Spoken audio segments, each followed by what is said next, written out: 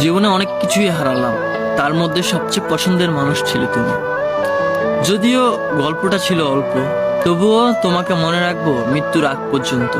তুমি ছিলে আমার জীবনের সবচেয়ে পছন্দের মানুষ।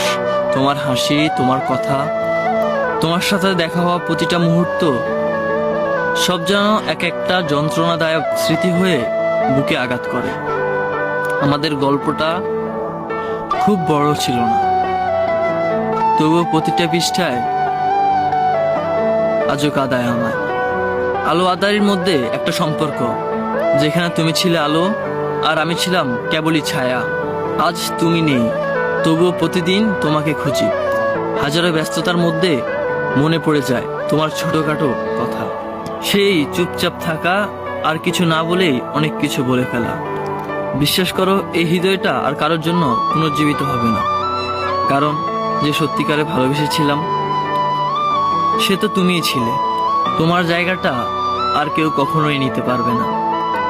তোমাকে মনে রাখবো মৃত্যুর আগ মুহূর্ত পর্যন্ত।